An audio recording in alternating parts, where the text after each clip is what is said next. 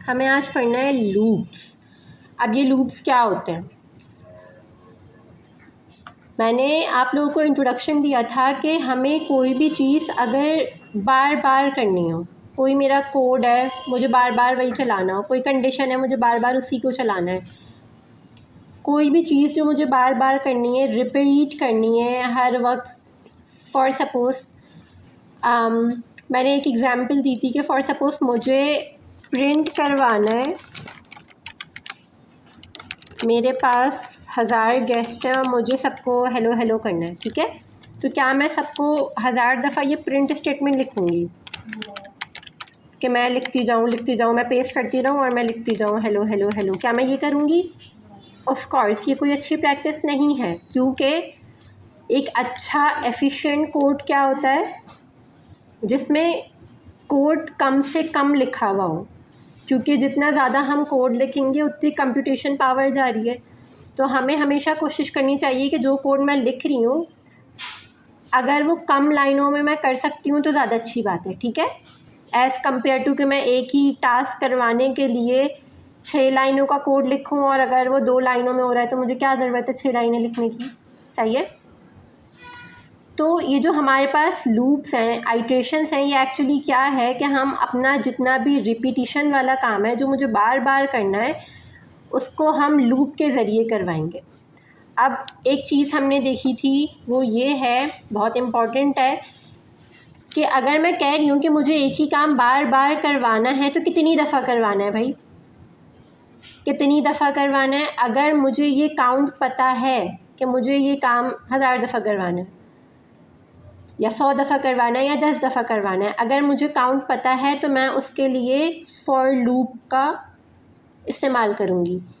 और अगर मुझे काउंट नहीं पता, मुझे किसी कंडीशन पे चलाना है अपना लूप, तो उसके लिए मैं वाइल लूप इस्तेमाल करूँगी। पाइथन में हमारे पास 2 ही लूप्स होते हैं, एक फॉर लूप, एक वाइल लूप।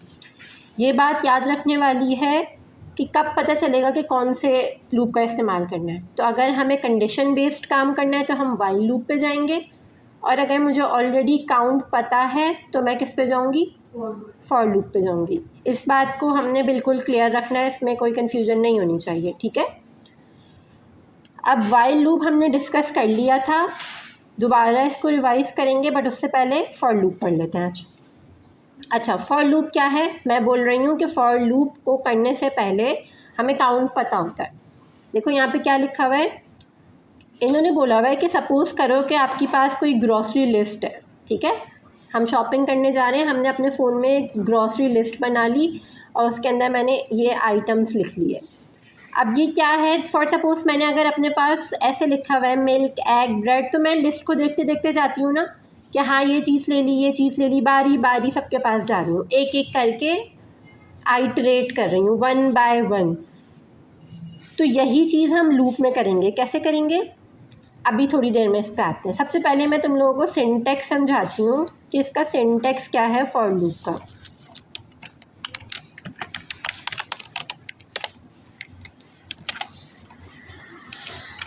देखो मैंने क्या लिखा, फॉर, ये फॉर क्या है? कीवर्ड है। मैंने लिखा फॉर, अब मैं एक चीज़ लिख रही हूँ, for variable in sequence, colon डाला। अब नीचे मैं क्या आ गई, इसको क्या बोलते हैं?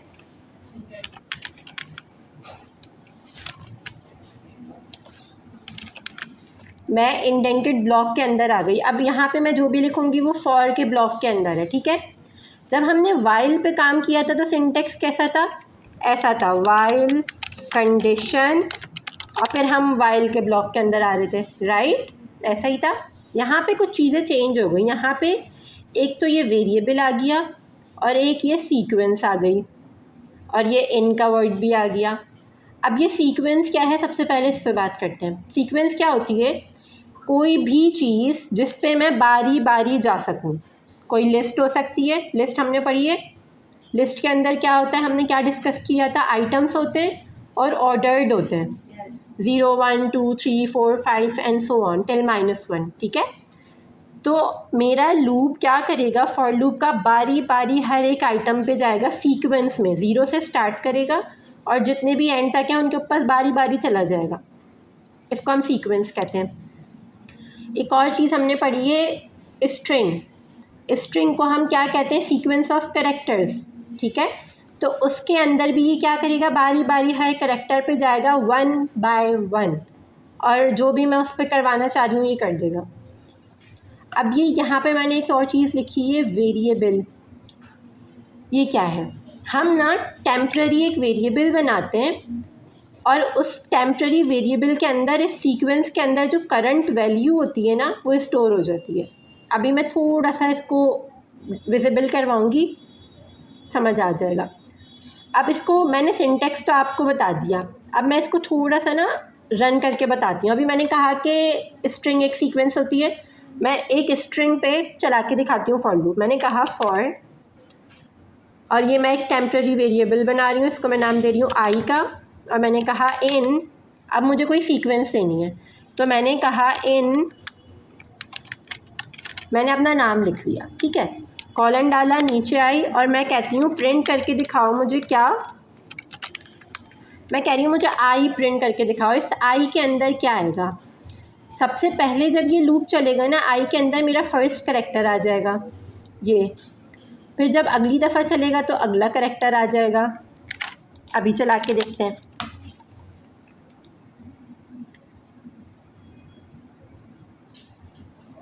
मीनवाइल मैं पाइथन ट्यूटर भी खोल लेती हूँ ताकि हम विजिबिलिटी भी देख सकें।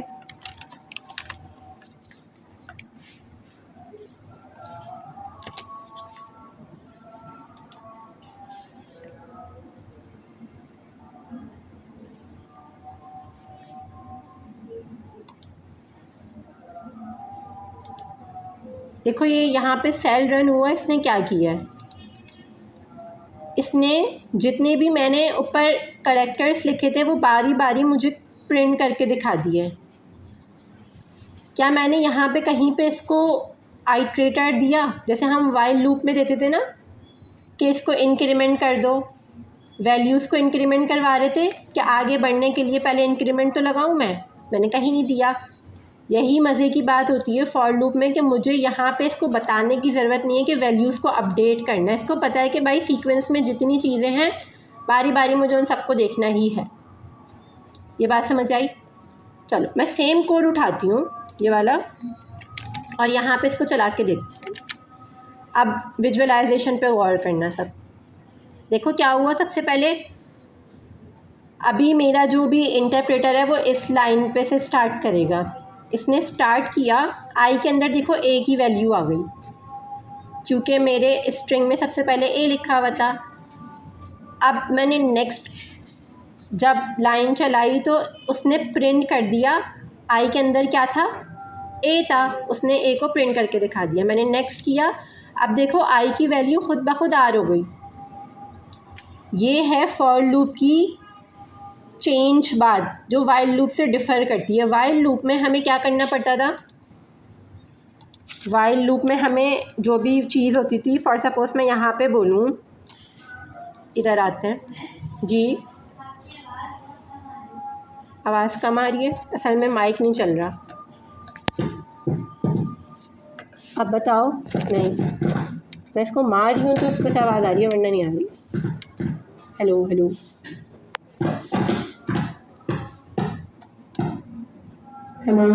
ओके आ गई। बहुत करीब होके बोलना पड़ता है, सही है। मैं क्या डिफरेंट चीज़ दिखा रही थी, मैं कह रही थी कि वाइल लूप में हमें इंक्रीमेंट लाजमी करना पड़ता है। जैसे मैंने तुम लोगों को एक एग्जांपल करवाई थी वाइल लूप की, मैं यहाँ पे लिखती हूँ।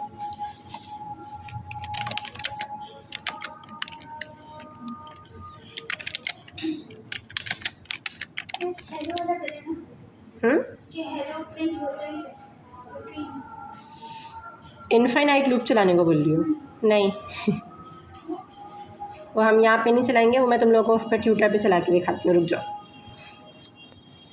अभी बताती हूँ कैसे करना है उसको।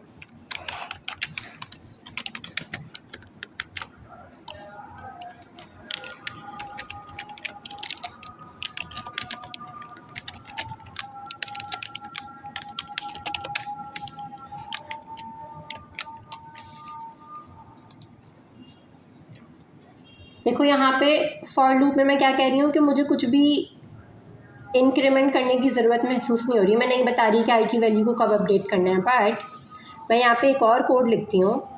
अब उसमें देखना कि मुझे इसको बताने की ज़रूरत पड़ेगी कि भाई कुछ करना है। देखो यहाँ पे मैंने फॉर लूप को हटाया और मैंने वाइल लूप लिखा। अब मैं वाइल लूप में क्या लिख रही हूँ, मैं कह रही हूँ कि भाई मैंने 2 वेरिएबल दिए, एक के अंदर 1 है, एक के अंदर 5 है, और मैं कह रही हूँ मैंने कंडीशन क्या दी है, मैंने कहा है जब तक हेलो प्रिंट करते रहो तब तक स्टार्ट की वैल्यू छोटी है या बराबर है एंड के। यानी कि मुझे हेलो प्रिंट होता हुआ नज़र आए कब तक, जब तक 1 छोटा है या बराबर है 5 के। सही है। अब मैं इसको रन करती हूँ, अब देखना क्या होगा।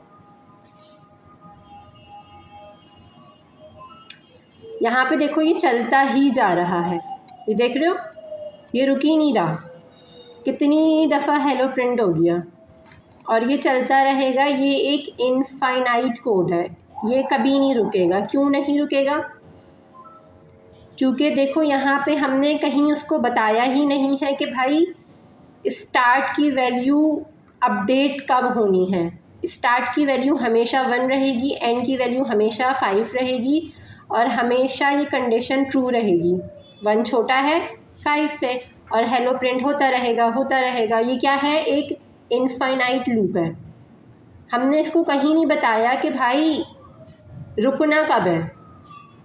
ऑल्दो कि हमने बताया हुआ है कि इस कंडीशन के फॉल्स होते ही रुक जाओ, बट हमने यहाँ पे कहीं मेंशन नहीं किया कि ये कंडीशन फॉल्स कैसे होगी। हमें इस वैल्यू को कहीं ना कहीं अपडेट करना है, हम कर ही नहीं रहे अपडेट। तो हम क्या करते हैं, यहाँ पे एक इंक्रीमेंट लगाते हैं ऐसे, स्टार्ट की वैल्यू प्लस कर दो, स्टार्ट में प्लस कर दो क्या, 1। अब जब मैं इसको रन करूँगी तो देखो क्या हुआ। सबसे पहले मैंने कोड चलाया, स्टार्ट की वैल्यू 1 है, एंड की वैल्यू 5 है, कंडीशन यहाँ पे ट्रू हो जाएगी, हेलो प्रिंट हो जाएगा। अब देखना यहाँ पे इसकी वजह से, इस लाइन की वजह से क्या हुआ है, स्टार्ट की वैल्यू अपडेट हुई है, 1 से 2 हो गई। हमने इंक्रीमेंट किया है वैल्यू पे। तो यहाँ पे एक पॉइंट आएगा जब देखो स्टार्ट की वैल्यू 5 हो गई, अभी भी ये कंडीशन ट्रू है, बट अब स्टार्ट की वैल्यू 6 हो गई और अब ये कंडीशन फॉल्स हो जाएगी। मेरी कंडीशन फॉल्स हो जाएगी, मैं लूप से बाहर आ जाऊंगी। ये बात समझ आई? समझ आई? बट फॉर लूप में हमें ऐसा कुछ भी करने की ज़रूरत नहीं पड़ रही थी। कहीं पे मैंने लगाया कि आई की वैल्यू को अपडेट करो, नहीं लगाया ना। क्यों नहीं लगाया? क्योंकि यहाँ पे देखो क्या लिखा हुआ है कि फॉर लूप सीक्वेंस पे काम करता है। सीक्वेंस में इटसेल्फ आइटम्स 1 बाय 1 आगे बढ़ते रहते हैं। हमें कहीं उसको बताने की ज़रूरत नहीं है कि भाई तुम इंक्रीमेंट लगाना है तुम पे, या तुम अपनी वैल्यू को अपडेट करो। कुछ करने की ज़रूरत नहीं है। ये इंक्रीमेंट हमें कब लगाना होता है, जस्ट वाइल लूप में। वाइल लूप में अगर हम नहीं लगाएंगे तो फिर इन्फिनिटी पे चला जाएगा हमारा कोड, जो कि हमें नहीं करना। ये 2 डिफरेंस समझ आए फॉर लूप और वाइल लूप में। पहला क्या है, फॉर लूप में काउंट पता होना चाहिए, वाइल लूप में कंडीशन। दूसरा क्या है कि फॉर लूप चलता ही सीक्वेंस में है, उसमें हमें कहीं बताने की ज़रूरत नहीं है कि भाई इसको अपडेट करना है बीच में। लेकिन वाइल लूप में अगर हम वैल्यू को अपडेट नहीं करेंगे तो हमारा लूप इनफाइनाइट चला जाएगा। सही है।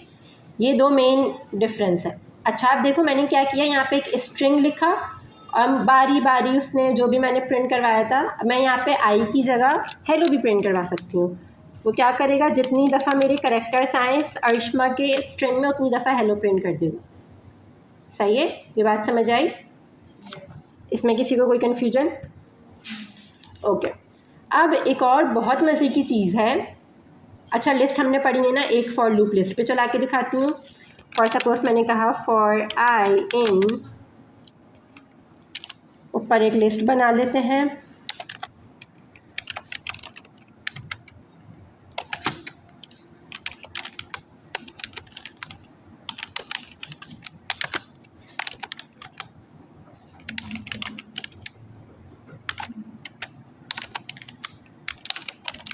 मैंने अभी 3 आइटम्स दिए अपनी लिस्ट के अंदर और मैं इसको कह रही हूँ कि भाई इस लिस्ट के अंदर जाओ और प्रिंट करके दिखाओ कि इसके अंदर क्या क्या है।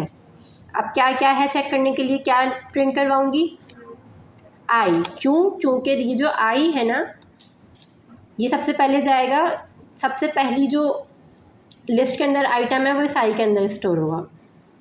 फिर जब ये दोबारा चलेगा तो दूसरा आइटम आई के अंदर स्टोर होगा और फिर तीसरा आइटम आई के अंदर स्टोर होगा। इसको रन करते हैं। अब देखो मुझे बारी बारी जितने भी आइटम्स थे वो नज़र आ गए। सही है। तो ये हमने क्या किया है, हमने एक लिस्ट पे और हमने एक स्ट्रिंग पे लूप लगा के चेक किया। अब मैं क्या कह रही हूँ कि एक और बहुत मज़े की चीज़ है। एक हमारे पास फंक्शन है जिसको हम कहते हैं रेंज। ये रेंज थोड़ा सा फेमिलियर है किससे? स्लाइसिंग से। स्लाइसिंग याद है सबको? गुड। अब इस रेंज के अंदर हम डिफरेंट चीज़ें बता सकते हैं। क्या क्या बता सकते हैं कि स्टार्ट कहाँ से करना है, फिर हम ये भी बता सकते हैं कि एंड कहाँ तक करना है, और हम तीनों चीज़ें बता सकते हैं, स्टार्ट, एंड, स्टेप। यही सेम 3 पैरामीटर्स हमने स्लाइसिंग में पास किए थे कि मैं बता रही थी कि स्टार्ट कहाँ से करो, एंड कहाँ तक करना है और कितना जंप लेना है बीच में। वही सेम चीज़ हम रेंज में बताते हैं। अब देखो ये रेंज की सबसे मज़े की बात क्या है, मैं आराम से इस रेंज में डिफरेंट लूप्स लगा सकती हूँ क्योंकि हमें काउंट बताना होता है ना फॉर लूप में। तो ये रेंज के ज़रिए हम करते हैं। फॉर सपोज मैंने कहा फॉर आई इन रेंज। अब मैं रेंज में यहाँ पे अपना सबसे पहले मैं सिर्फ इसको बताती हूँ कि एंड कहाँ तक करना है। मैंने कहा 21 तक करो। क्या करो 21 तक? मुझे प्रिंट करके दिखाओ। हेलो। तो ये मुझे क्या करेगा? 0 से लेकर 20 तक प्रिंट करके दिखाएगा। यहाँ पे मैं हेलो की जगह ज़रा आई करती हूँ तो मुझे 0 से लेकर 20 तक काउंटिंग नज़र आ गई। सेम वही चीज़ कि ये एक्सक्लूसिव है हमारे पास। एंड की वैल्यू जैसे स्लाइसिंग में एंड की वैल्यू एक्सक्लूसिव थी, वैसे ही यहाँ पे भी एंड की वैल्यू एक्सक्लूसिव है। ये शामिल नहीं होगी, हमें हमेशा +1 करके वैल्यू देनी होगी। ठीक है, ये बात समझ आ गई सबको? ओके। अब हम इस रेंज का इस्तेमाल करके ना बहुत सारी चीज़ें लगाते हैं। मोस्टली हम लूप जब लगा रहे होते हैं ना, हम रेंज का इस्तेमाल करते हैं और चलाते हैं। कुछ प्रैक्टिस क्वेश्चंस देखते हैं। कोई ऐसी चीज़ जो इसमें रह गई हो मैं वो भी तुम लोगों को कवर करवा दूँ।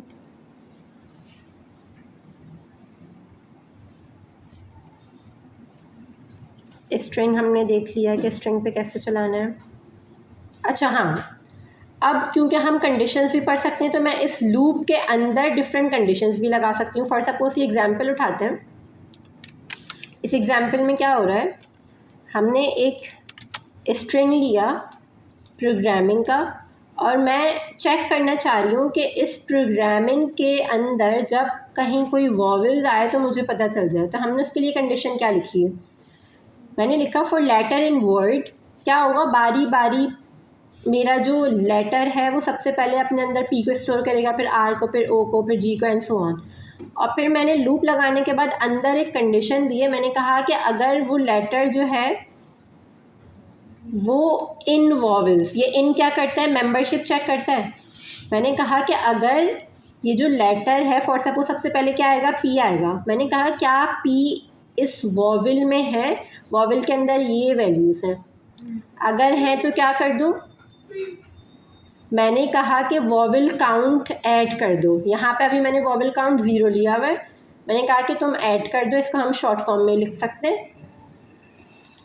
और फिर मैंने इसको प्रिंट करवा दिया। देखो क्या हुआ, उसने मुझे काउंट करके बताया कि मेरे इस स्ट्रिंग में कितने वॉवेल्स हैं।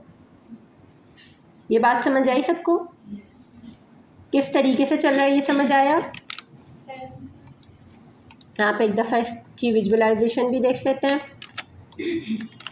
देखो अब मैं इसको रन करती हूँ। सबसे पहले देखो लेटर के अंदर क्या आया, सबसे पहले उसने वर्ड के अंदर प्रोग्रामिंग को लिया, वॉवेल के अंदर AEIOU को लिया, वॉवेल काउंट के अंदर 0 को स्टोर कराया, और अब उसने लूप चलाया और सबसे पहले आप देखो लेटर की वैल्यू क्या है, यहाँ पे देखो लेटर के अंदर क्या आया है, पी आया। यहाँ पे आके उसने चेक किया क्या पी वॉवेल्स में कहीं है, कंडीशन क्या हो जाएगी, फॉल्स हो जाएगी, कुछ भी नहीं हुआ।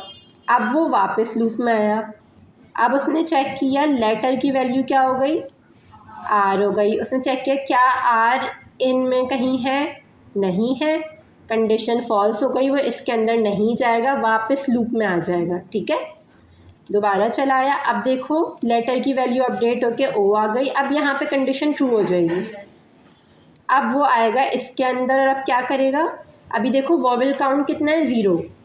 जब ये रन होगा तो वॉवेल काउंट कितना हो जाएगा, 1 हो जाएगा। हो गया, देखो वॉवेल काउंट 1 हो गया। अब वो दोबारा लूप पे गया एंड सो ऑन, ये चलता रहा चलता रहा,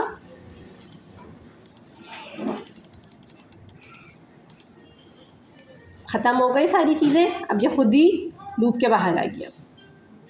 सही है, मैं ये भी करवा सकती थी, मैं कोई कंडीशन देती और मैं कहती कि जैसे ही ये वर्ड मिले तो लूप को रोक दो, ब्रेक कर दो, तो मैं वहाँ पे क्या करती, सिर्फ एक ब्रेक का कीवर्ड लगा देती। जैसे ब्रेक कंटिन्यू वाइल लूप में काम करते हैं यहाँ पे भी करते हैं। ठीक है, बस कुछ बातें हैं जो लूप में याद रखनी है। फॉर लूप को इस्तेमाल करने के लिए, फॉर लूप कब इस्तेमाल करना है, जब हमें ऑलरेडी पता हो कि मुझे कोई चीज़ कितनी दफ़ा रिपीट करनी है, तो हम क्या करेंगे, रेंज का इस्तेमाल करेंगे। या अगर मुझे किसी सीक्वेंस पे यानी कि लिस्ट, टपल, स्ट्रिंग, उन पे कोई आइट्रेशन चलानी है तो मैं फॉर लूप का इस्तेमाल करूँगी। फॉर लूप में हमें कहीं भी कुछ इंक्रीमेंट नहीं करवाना, वैल्यूज़ को अपडेट नहीं करवाना, आराम से उसके बगैर काम हो जाएगा, क्योंकि फॉर बारी बारी खुद ही आइटम्स के पास जाता है। और बस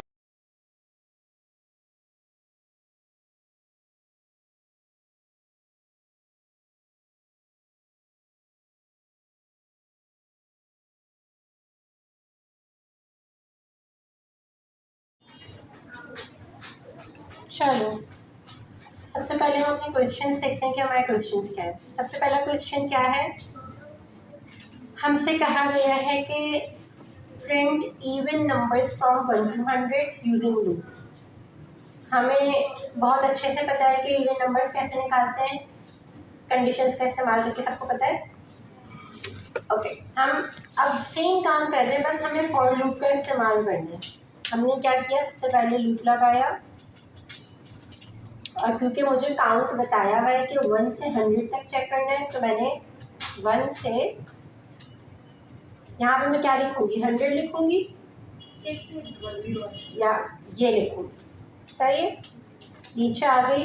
अब मुझे क्या करना है, मुझे कोई कंडीशन लिखनी है जिससे मैं चेक कर सकूं कि ये 1 से लेकर ये बारी बारी जो भी नंबर आता रहेगा, मैं चेक कर सकूं कि क्या वो इवन है भी या नहीं।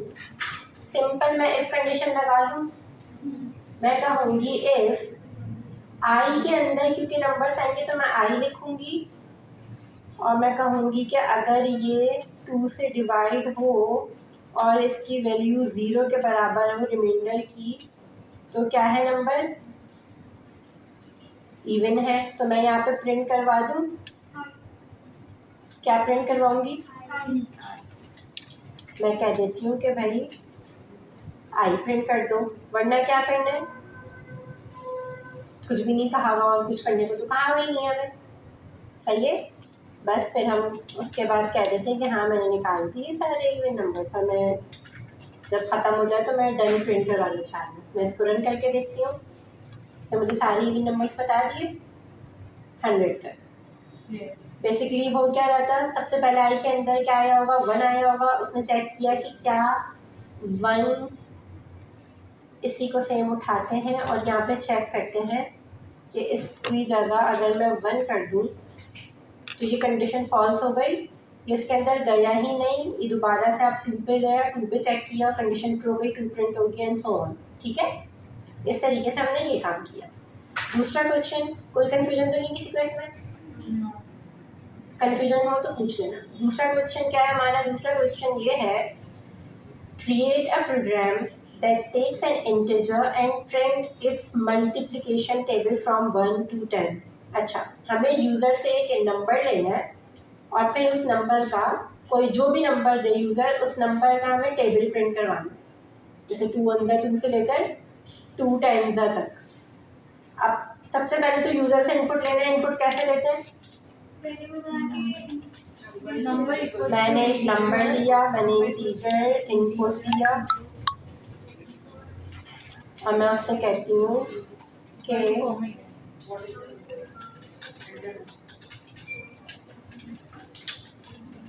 सही है। अब आते हैं टेबल पे कि भाई टेबल कैसे होता है। तो इसके लिए सबसे पहले एक चीज़ देखो, रिकॉर्डिंग हो रही है।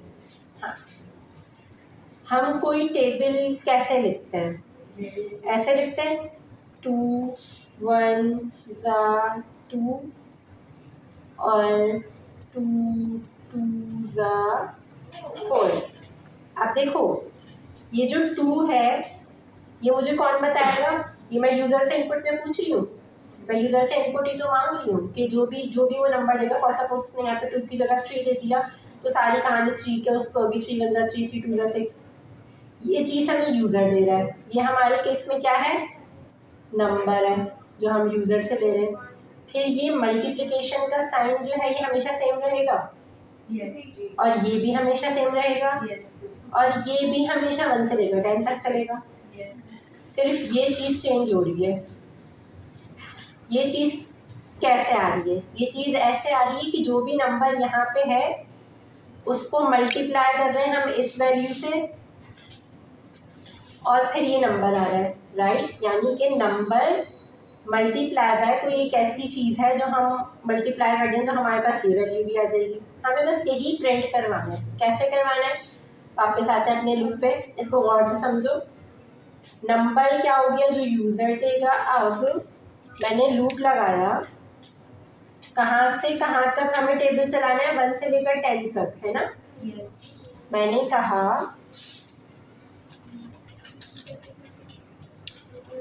1 से स्टार्ट करो, 11 तक जाओ। अब मुझे प्रिंट करवाना है। प्रिंट क्या करवाना है? देखो सबसे पहले क्या प्रिंट करवाया यहाँ पे हमने? ये क्या है? 2 कहाँ से आया? ये 2 कहाँ से आया है? ये यूज़र दे रहा है। तो मैं सिंपल यहाँ पे एफ स्ट्रिंग लेती हूँ और मैं कहती हूँ कि सबसे पहले तो भाई आप प्रिंट कर दो मुझे नंबर जो मैं यूज़र से ले रही हूँ। सही है? यहाँ तक कोई कंफ्यूजन? उसके बाद मुझे क्या चाहिए? मल्टीप्लिकेशन का साइन चाहिए, है ना। तो मैं सिंपल यहाँ पे ये कर दूँ, आ जाएगा। एफ स्ट्रिंग का इस्तेमाल कर रही हूँ ना मैं, यहाँ पे मुझे ये सिंबल शो हो जाएगा। इसके बाद क्या चाहिए? के बाद मुझे 1 से लेकर 10 तक नंबर्स चाहिए। ये जो मैंने अभी लूप चलाया है for I in range 1 to 11, ये यही तो कर रहा है। 1 से 10 तक चलेगा ये। तो मैं यहाँ पे आई प्रिंट करवा दूँ। इसके बाद मैंने कहा कि अच्छा भाई अब तुम आई प्रिंट कर देना। इसके बाद क्या प्रिंट करवाना है? Is equal to. तो इज इक्वल टू के लिए मैं सिंपल यहाँ पे इज इक्वल टू लिख देती हूँ। और अब मुझे क्या प्रिंट करवाना है? अब मुझे इस नंबर और इस आई को मल्टीप्लाई करवा के प्रिंट करवाना है ना। ये आई है और ये नंबर है जो हम यूजर से पूछ रहे हैं, इन दोनों को मल्टीप्लाई कर रहे हैं तो ये आंसर आ रहा है। तो मैं यहाँ पे आती हूँ और मैं सिंपल कहती हूँ कि इसके अंदर तुम क्या दिखाओ? नंबर जो भी यूज़र दे उसको मल्टीप्लाई करवा दो इस आई से, सॉरी आई से। और यहाँ पे हमने अपना स्ट्रिंग क्लोज कर दिया। अब देखो हो क्या रहा है। सबसे पहले फॉर सपोज मैं 2 देती हूँ, 2 आएगा, यहाँ पे प्रिंट होगा, यहाँ पे मल्टीप्लाई एज इट इज आ जाएगा। यहाँ पे सबसे पहले क्या आएगा? 1 आएगा, उसके बाद बारी बारी 2 3 4 5 10 तक आएगा। और यहाँ पे नंबर यानी कि 2 मल्टीप्लाई जो भी आई के अंदर करंट वैल्यू होगी वो मल्टीप्लाई का आंसर आ जाएगा। चलाते हैं इसको, नंबर देती हूँ इसको 2। और अब देखो इसने क्या किया, यूज़र ने जो नंबर दिया था वो फिक्स है हर जगह, मेरा मल्टीप्लिकेशन का साइन फिक्स है, आई की जगह हर दफ़ा आई के अंदर जो करंट वैल्यू है वो आ रही है, इज इक्वल टू फिक्स है, यहाँ पे आई और नंबर का प्रोडक्ट आ रहा है, सिंपल मल्टीप्लिकेशन करवाइए ये।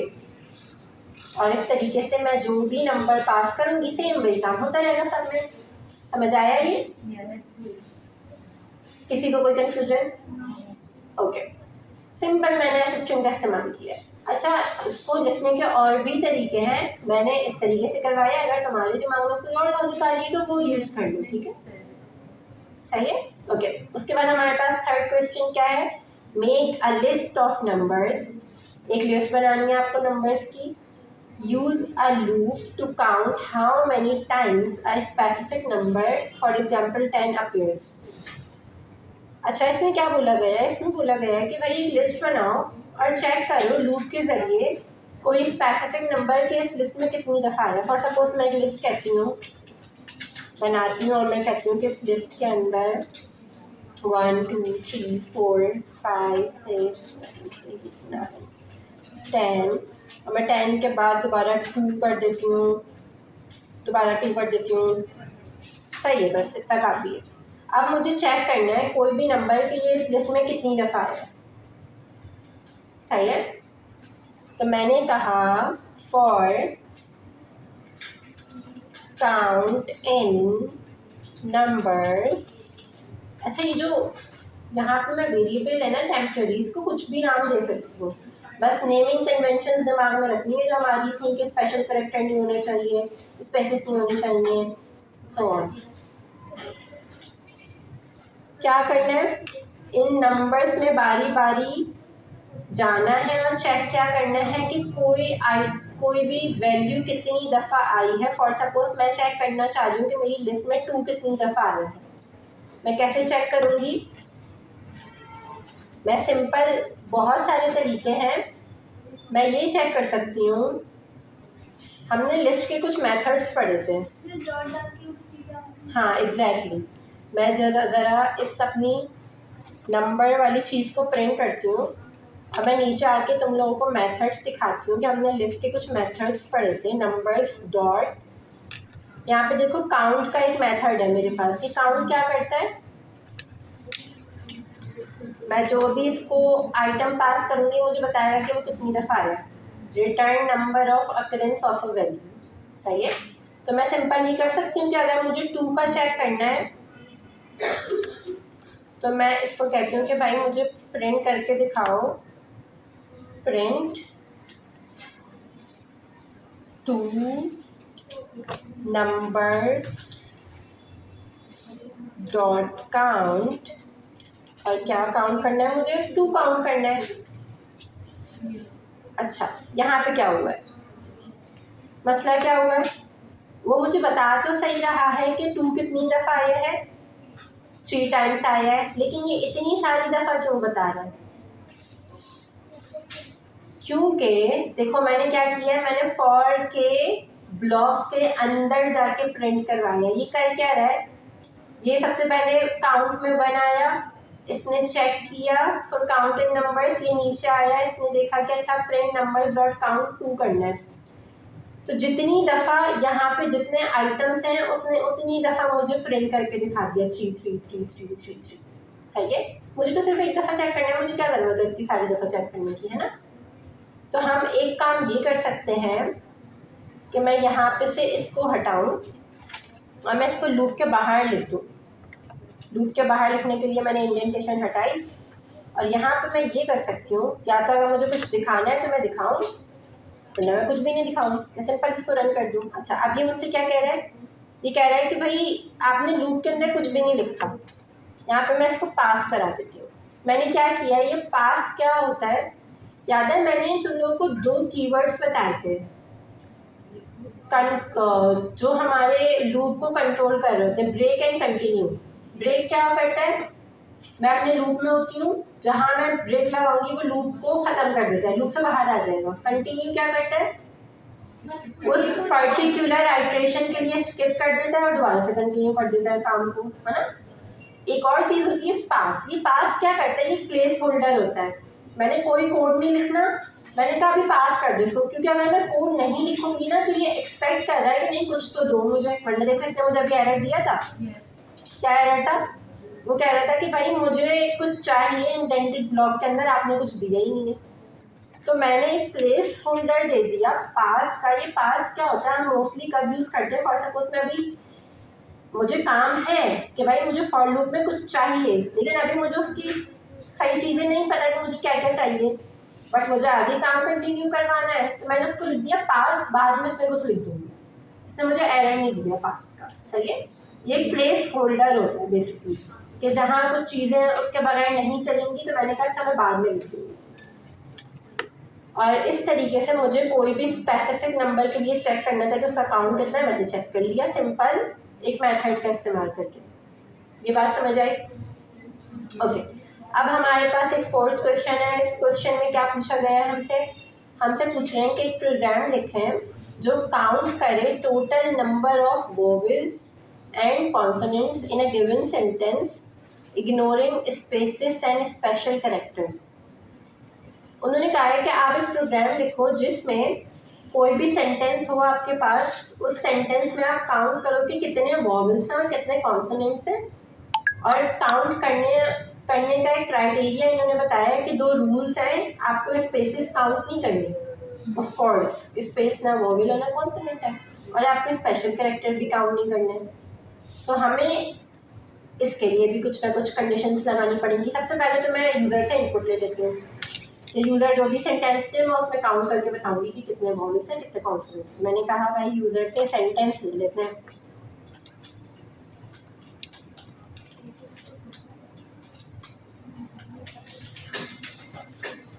सही है। अब देखो उसके बाद करना क्या है। अब इसको चंक्स में तोड़ना शुरू करते हैं। सबसे पहले मैं बता देती हूँ कि वॉवल्स कौन कौन सा होता है। वॉवल्स क्या है हमारे पास, ए ई आई ओ यू। उसके बाद मैं कहती हूँ कि मुझे ये दोनों काउंट करने, तो इसमें मुझे कुछ ऐड करवाना होगा। शुरू में मैं इनको 0 कर देती हूँ। फॉर सपोज मैंने कहा vowel count is equal to 0, और मैं नीचे आई, मैंने कहा consonant count is equal to 0। अब मुझे एक कंडीशन लगानी है जिसमें सबसे पहले तो मुझे इन दोनों चीज़ों को डील करना है कि वो स्पेसेस और कैरेक्टर्स को काउंट ना करें। तो इसके लिए मुझे क्या कंडीशन लगानी है, ज़रा सोचो। हमने जब स्ट्रिंग्स पढ़े थे तो हमने स्ट्रिंग्स के भी कुछ मेथड्स पढ़े थे। अगर आपको याद हो तो अभी बताती हूँ कि हमने क्या मेथड पढ़े थे।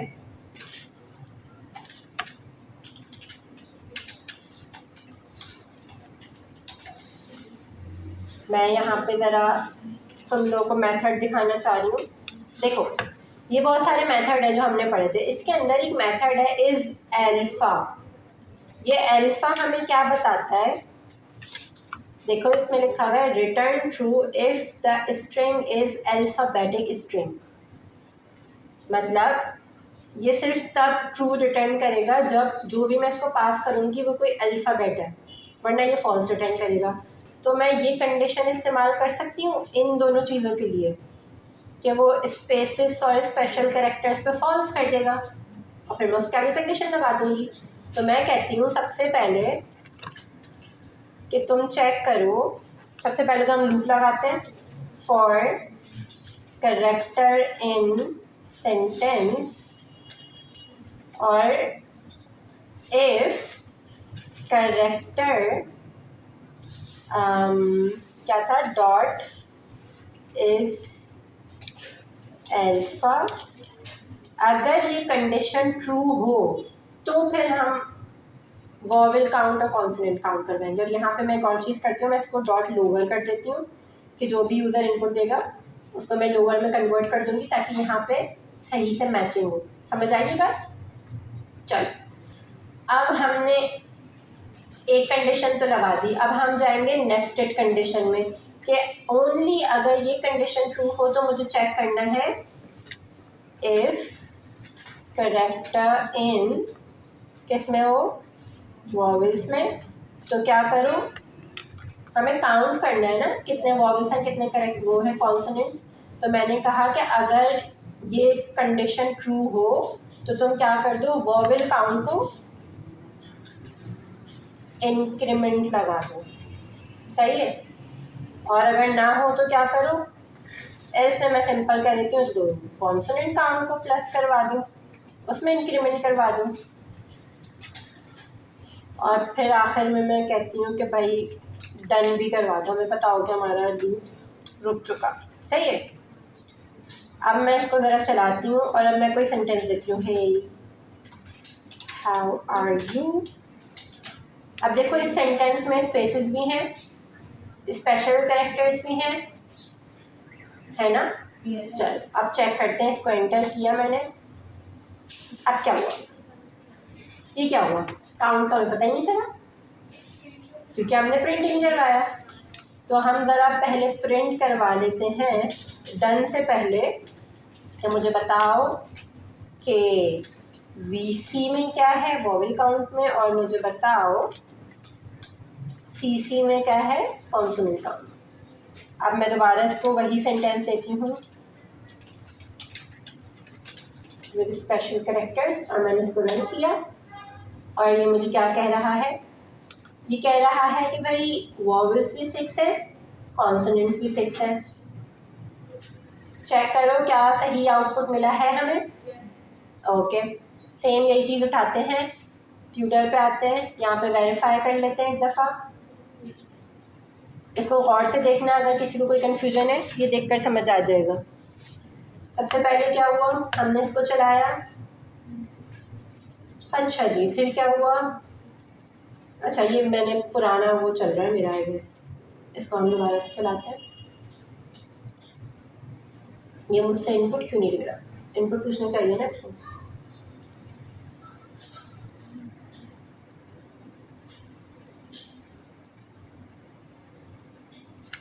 ये सेंटेंस मैंने लिखा ही नहीं है।